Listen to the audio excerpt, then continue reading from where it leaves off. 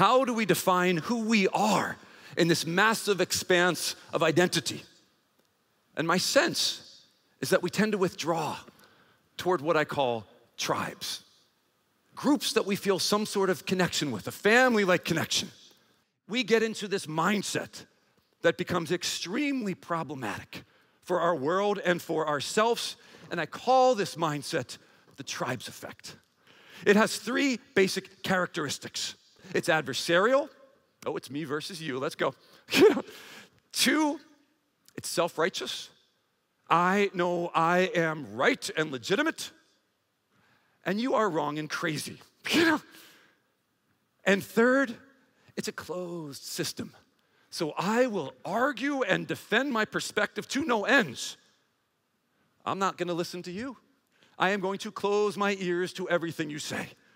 Around the world, we're seeing this more and more, and it's not an accident. It's the changing systems of our world and the reactions to those systems. That's the problem.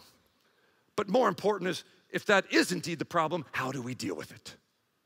In our own personal lives, in the global systems around us, how do we start to bridge these divides? The power of appreciation. But 1, I want you to understand. 2, and most important, if you want to appreciate, find merit, find value in that other person's perspective. And 3, let them know. That is appreciation. And here's the messed up part of our human DNA. At precisely the moment that each of us is begging for appreciation, that's the moment we least want to give it. But it is a challenge, and I believe it is a very true challenge in our world today. How do you appreciate? It's the hardest thing to do if you're doing it right. You know, it's very easy to appreciate your spouse or your kid on a birthday. It is very different when your colleague from the other department storms into your office and says, F you.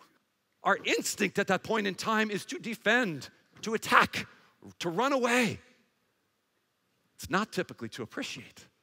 But I would argue this is probably your most powerful source of influence in these kinds of situations.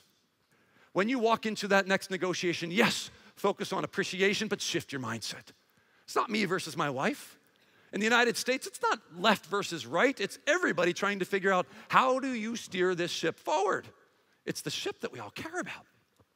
So what I hope to leave you with, just a couple big points. Point number 1, catch yourself. When you find yourself suddenly demonizing that other side, label it. Oh, wait, I am falling for the tribes effect. Do I want to right now?